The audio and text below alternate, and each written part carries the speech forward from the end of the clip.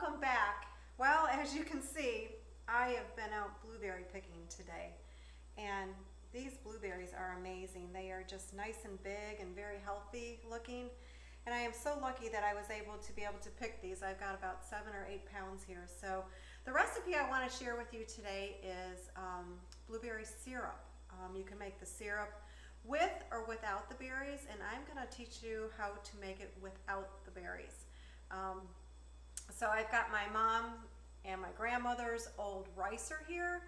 I've got the masher.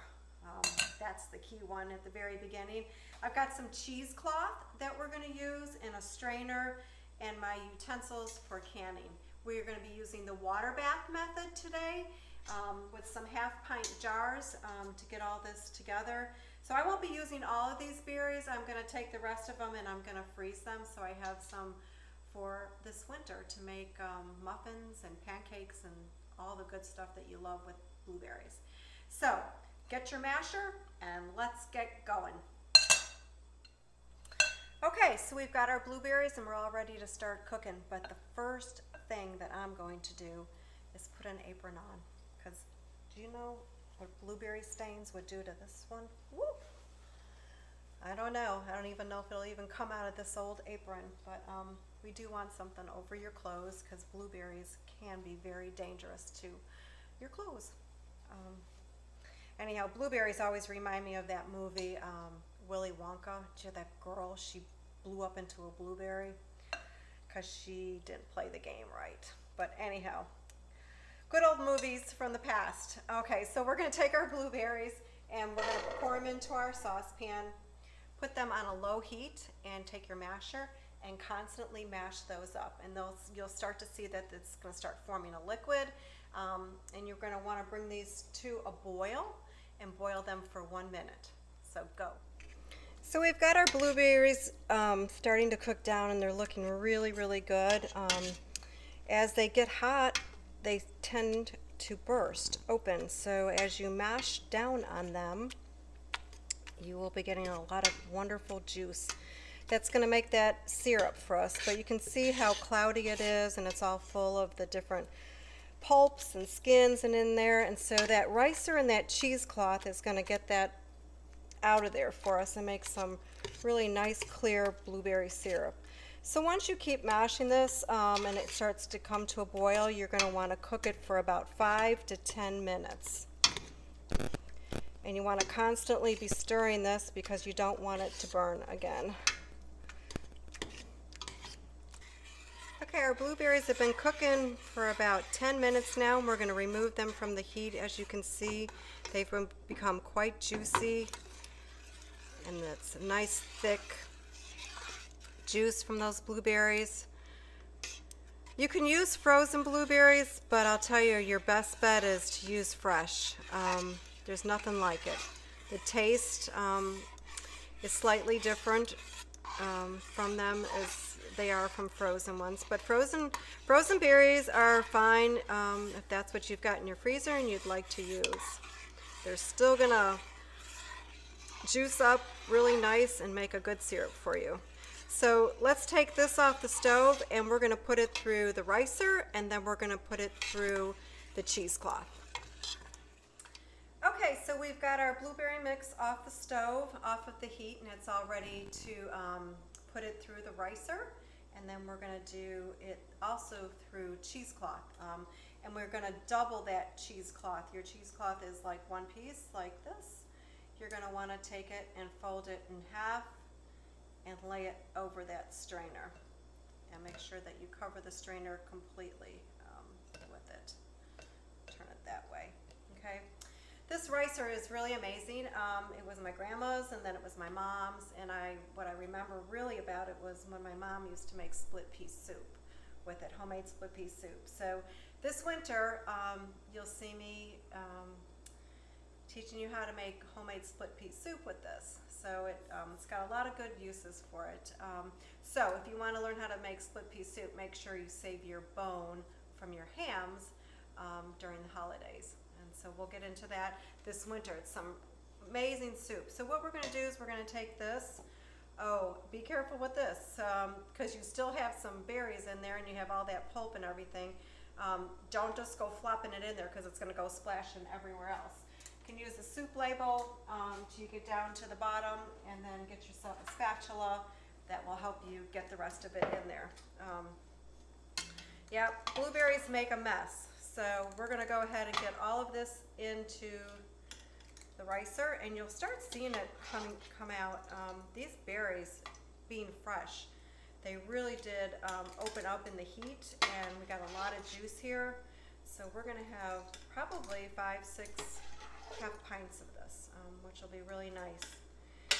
These types of, you know, the syrups and things like that, they go great with pancakes. They go great with homemade biscuits, which is next up on the list, is some Southern buttermilk biscuits that I'm going to teach you, that I learned how to make from my mother-in-law. She made those every Sunday when we went down there for dinner. So let me get the rest of this in here and I'll be right back.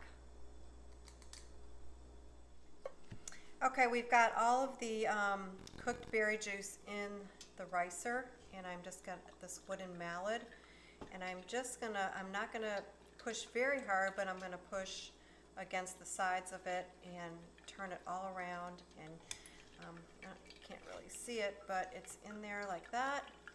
And you just take this mallet and you turn it around and just press those berries up against the edges, ever so slightly. You can see the juice just running out.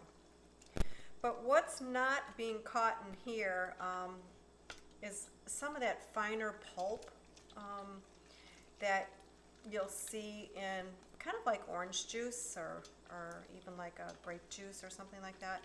So what I want to do is remove that, and that's why I will take this batch of juice and put it through the cheesecloth, and then it becomes very, very clear.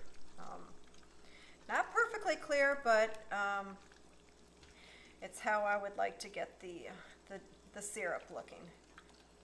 And again, I'm making syrup without berries.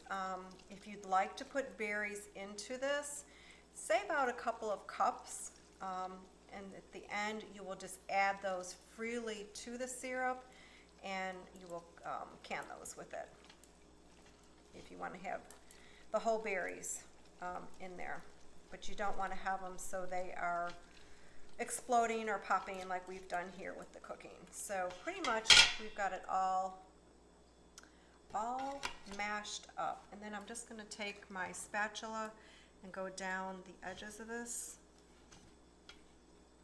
and get it all off of here, and then I'm going to transfer it into the cheesecloth.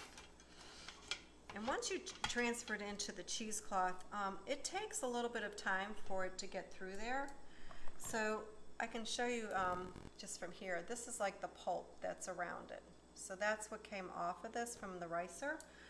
You can kind of see it if I pull it off a little bit. It's so dark up against that piece of wood. But so that's not what's going into our syrup, and we don't want that to go into our syrup because it clouds it up. And it adds a very bitter taste to it as well. So we will take that out, and then I'm going to transfer this over to the cheesecloth, and I will bring you back to that process. Okay, so we've gotten all the juice out pretty much that we could from the first round of going through the ricer. And the next step is to pour it into our cheesecloth and very patiently work it through to get the rest of the remainder of that pulp out, so you have a nice clear syrup.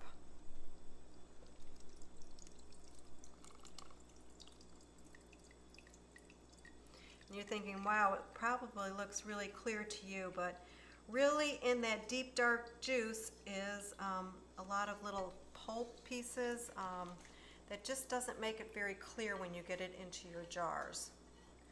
So I'm going to go ahead and get the rest of this out of here, and then we're just going to be very patient about how we work with the cheesecloth to get that pulp and get the good part and get the juice out.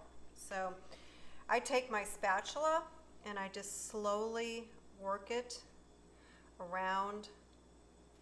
And just move that juice around to loosen it freely into the cheesecloth, so the juice that can go through the cheesecloth can get down there. So this may take up to 15-20 minutes to get your juice all the way down. And then we're going to take this and put it back into our saucepan, add some sugar and a little bit of lemon, bring it to a boil for 1 minute, and then we're going to jar it up. So I have my jars already sterilized and on the stove, and we're going to get those ready after we get our syrup made. So not a very complicated recipe, it's just one that takes some time, and you just want to work with it. And again, if you want to add berries to this, set aside 2 cups of whole berries, and you'll add those right before you put it into the jars. So we'll be back once we get our juice all the way through our cheesecloth. Okay, so it took about 30 minutes to work with that cheesecloth and just slowly turning. And we finally got about 2.5 cups of juice, and it looks delicious. I don't know if you can really see from there, but it's nice and clear. So what we're going to do is take this next and do our last step. We are going to put it into a saucepan, and we're going to add 3.5 cups of sugar to it and a tablespoon of lemon, and bring that to a boil for 1 minute. And then we're going to put it into our hot jars and put our lids on and do a hot water bath for about 10 minutes. And remember, with any type of hot water bath or any type of canning, you want to make sure that your jars are hot, your liquid is hot, and when you load your jars, make sure you clean the tops of those rims really good. And then we're going to do a hot water bath for about 10 minutes. So I'm going to go ahead and put this into the saucepan. It looks really great. What a blueberry mess we have, right? Get as much of that out of there as we can. And then we're going to add our sugar to it. It's 1.5 cups. And also, sugar is something that you can cut back on, or you can add to it as well. And there's also an option that you can use honey in place of it. And here's our lemon juice. Going to add a tablespoon of that to the mixture. And then we're just going to put it on a low flame and cook it really good. Bring it to a boil for 1 minute, and then I'm going to jar it up. So once I get it all jarred, I'll be back to show you the end product and talk about where we're going to go from here. Stay tuned.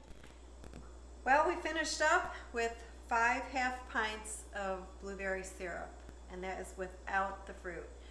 And then I'm going to take the rest of my blueberries and I'm going to freeze them, and we're going to make some more delicious recipes this winter with those.